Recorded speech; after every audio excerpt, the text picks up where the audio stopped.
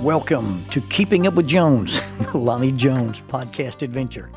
You are going to hear the stories from the eclectic life of a guy who is a professional counselor, a family man, a SWAT team chaplain, outdoor enthusiast, a guy involved with ropes, 10th Planet Jiu-Jitsu, a chaotic Jedi, and who is a recipient of an honorary doctorate from the University of Adversity. Using these stories, we take the facts lead to concepts, and from the concepts we make a variety of life applications. Just a caveat about the facts. Most of the time we will tell you the facts just the way it happened, but once in a while we'll give you the facts the way other people remember how it happened, and that usually includes a tablespoon of embellishment. No harm is meant, just good, clean fun for educational purposes. Please subscribe and share this with your friends or your enemies. It might help them to be better people if they listen. As always, we thank you for keeping up with Jones, the Lonnie Jones podcast adventure. Introducing the Bible degree with digital ministry. Paul used the marketplace and the synagogue to reach an expanded audience. We have access to the internet and social media. I once heard it said that when McDonald's introduced the drive-through window, they did not change the Big Mac, only how it was delivered. Faulkner University is now offering a new digital ministry track for their Bible degree. Faulkner's degree provides training in understanding and teaching the gospel, alongside training that will allow students to create quality digital content. Opportunities for evangelism in the digital spaces is unlimited, and this is innovative ministry education for our contemporary culture. One of the instructors is a 2-time Emmy-winning former ESPN designer. Members of the Church of Christ could be eligible for the full tuition Jack Zorn Scholarship in order to pursue this special area of study. For more information, contact admissions at faulkner.edu. That is admissions at faulkner.edu. Faulkner University is a digital partner with Keeping Up with Jones, the Lonnie Jones podcast adventure. I'm not sure when he got back from Mexico, but on Monday at 5:18 p.m., while I was in my hospital room less than 3 hours post-op, his text said he was on his way back from Mexico. I'm not sure when he got back. He'd been out there doing color commentary for some kind of professional jiu-jitsu tournament. When he walked into my hospital room the next day, he was wearing a backwards baseball cap, these thick black frame nerd glasses, blue jeans, and a Ruka t-shirt. Now, a Ruka t-shirt, you've seen them all over the place and may not know they're called Ruka. The letters on the t-shirt look like RVCA, and they're actually a mixture of Roman and Greek letters, the V representing a U and the A being the inverse of the U because of the way the letters are styled.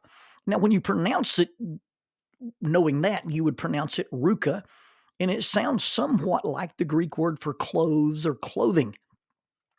The clothing company's motto basically is the balance of opposites. Room 436. There's not a more accurate theme to represent this young man. He wandered into Huntsville Hospital Room 436, mild, pleasant, smiling, and unassuming. Yet he's the first guy to introduce the 10th Planet Jiu-Jitsu system to the southeastern United States.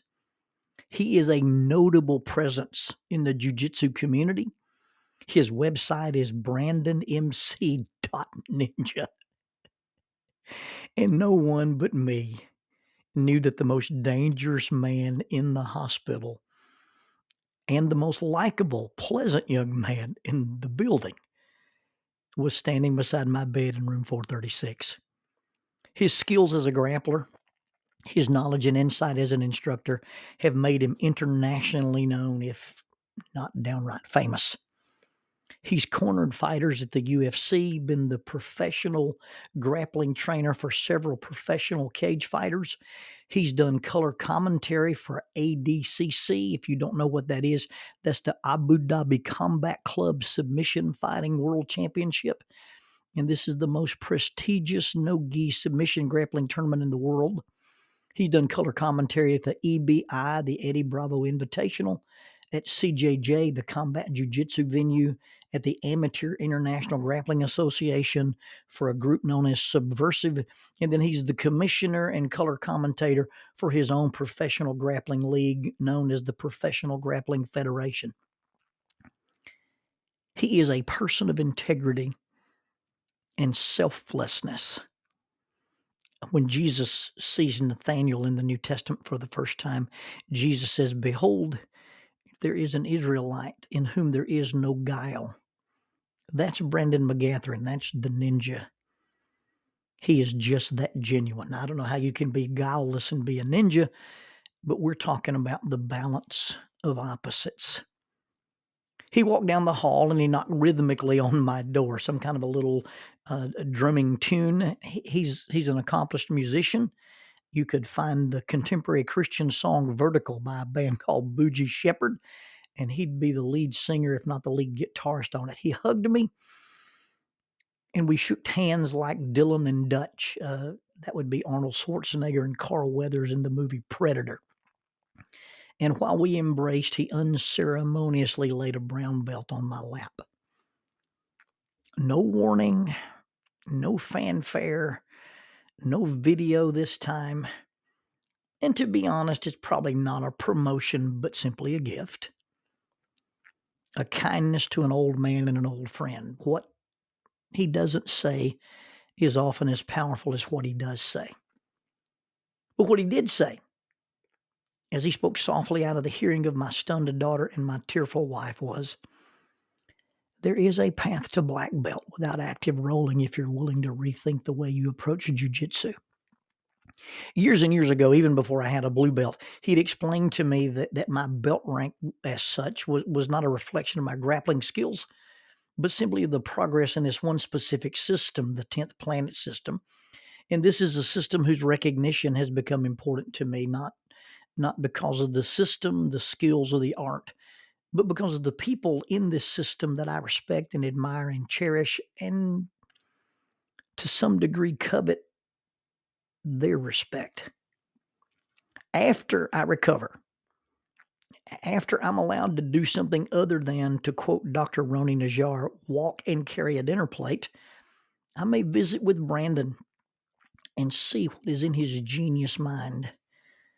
And then I will discover what the ninja has in store for me. The balance of that opposite will come in responding to a letter that I received from my oldest friend, Paul, the Texan Richardson. Paul sent me a letter. His email simply said, "Hi, Jonesy," and yes, that is where I got the nickname Jonesy. It's the name Jackie uses to talk to me and refer to me. It's the name my grandchildren use to address me. Paul's wife, Gail, began calling me that before I ever met Jackie. And after Jackie met us and began as a group to run around with us, she borrowed it from Gail, and so she's always called me Jones or Jonesy. His note said, "Hi, Jonesy. I was going to call you, but I wouldn't be able to say all the things I had to say, so I put it in a letter." Before I share the contents of that letter, you will never know the volume of written material that comes into my life. Letters, emails, texts, complaints, compliments, criticisms, questions. I read all of them and keep very few of them. 2 of the letters that I will never lose are from the Texan. 2 of the letters that I will never, ever part with have come from Paul Richardson. And this is one of them. "Hi, Jonesy. I am praying for your speedy and full recovery from yet another surgery. I must confess that when I heard that you were in the hospital again with yet another bowel failure, I was angry. You are much too valuable to risk a painful, premature death because you keep rolling around with young men like a 12-year-old. I know that is a poor description, but that is what I felt. Then I listened to your podcast where you said that you were going to hang up the grappling, and I felt much better. King David was a great and brave warrior who made Israel a world power. His greatest attribute though, was not his warrior spirit, but rather his godly heart. While he made Israel a great nation, his greatest failure was that he did not pass on his heart. He passed on his warrior spirit to his eldest son, and it cost his eldest son his life. He passed his kingdom to Solomon, who made the nation even greater and more powerful, but not his heart. He failed to pass his heart to his grandchildren, and it tore the nation apart. David thought that his bravery and warrior spirit were his greatest gifts, but they may have been his greatest weakness. It was his heart that made him great. The tragedy is that he failed to pass it on. You have always had a warrior spirit, but it is your heart that makes you great. You have a heart like David, and wisdom and insight that few others have. Because of who you are, you make others around you better people. The world needs you to pass that heart of David on to as many people as you can while you can. Lonnie Beth is grown and a fine lady and an outstanding mother, but she still needs her daddy. Gage and Gunnar and Rowan need their grandpa for as long as possible. They need his wisdom as they go through the turbulent teenage years. Jax needs you to lean on and give her strength and wisdom so that she can be all that she can be. You have many friends that lean on you and take inspiration from who you are. We need you around to help guide us as we go through the many stages of life. Your value is not what you can do, it is who you are. Don't ever think that your value is diminished because you can't do all the things you once could do. Those things were never your greatest attributes. They were just a means of connecting with people so that they could see your heart. Gunnar may become a great hunter one day, but he really only goes hunting because he wants to spend time with his grandpa. That is why I was angry when I heard about your surgery. It was selfishness on my part because I don't want to lose my dear friend. So please, have a full and speedy recovery and try to take care of yourself. He normally signs all his letters. The Texan. You've never heard him speak. He's never published a thing. That is the most people that have ever heard anything he's ever written at one time. I just read it right then, and the people who are listening to this podcast is the only audience he's ever had. He doesn't have a podcast. You've only heard stories about him. When we were in college together, he fed me, paid for my laundry. He prayed for me, supported me, kept me out of trouble, and walked straight into the grinning teeth of trouble with me while grinning himself. He's counseled me. He's consoled me. He's confronted me. And if anything he says about me or my heart is anywhere even close to accurate, if any of that is even remotely true, I am who I am because of him and several men like him. The balance of opposites. The ninja says, keep going. The Texan says, slow down. One guy says you can achieve an unreachable belt rank. The other guy says you don't even need the belt you have to be who you need to be. The balance of opposites is that in both these things, both these men, the ninja and the Texan, they both speak to me about my heart, or at least my heart as they see it. Only 1 to 3% of people who start Brazilian Jiu-Jitsu are given a black belt. I suspect in the 10th planet system, those numbers are even fewer. Brandon McGathern has seen my whole 10th Planet career. Paul Richardson has known me all my adult life. The balance of opposites is they both want not what I want, but what they think is good, beneficial, or valuable to me, or at least what they think is valuable for me to be, do, or have. Paul Richardson needs to meet Brandon McGathern, and Brandon McGathern needs to meet Paul Richardson. And maybe after the three of us have lunch, I'll know what I'll plan to try in the future. Until then, I'll be at stasis. Until then, I'll be held in place. My heart will be held in place, not by what my heart desires, but what the hearts of two men tell me about my desires, tell me to do with my heart. People can tell you to quit and still love you. People can tell you to keep going and still love you. People can tell you to keep trying and still love you. People can tell you to stop trying and still love you. People can tell you it's worth the risk and still love you. People can tell you they don't want you to get hurt, and it's because they love you.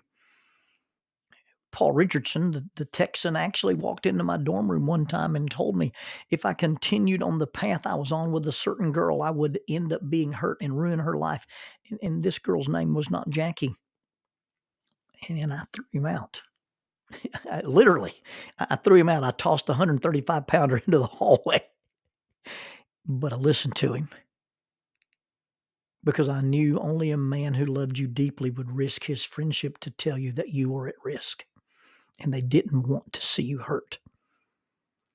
People can tell you you are ready and still love you. People can tell you you are not ready and still love you. People can tell you you can, can't, are, aren't, in, out, good enough, not good enough, and still love you very, very, very much. When what they say hurts, disagrees, disappoints, angers, injures, frustrates, produces doubt about yourself or them, when what they said is not what you wanted to hear, that's when you stop looking at what they said and how it felt, or how it felt to you, and then you look at the heart of the one who said it. And it seems opposite. It's not what you want. It's not what is fun, easy, desirable, grand, adventurous, safe. It doesn't have enough discipline or enough adversity for you. Yet if there are two different approaches, but both people want what they see as best for you, then it's really the same thing. It's just two different approaches. Understanding that and seeing the desired outcome they have for you rather than the specific path they have advised, that's when the mutual exclusivity can become harmonious. How they want you to get to where they think you should be, what is best for you, what is good for you, what is beneficial for you. The path they've chosen might be different, but the outcome, the desires of their heart for your heart, is the same. That's how you balance the opposites.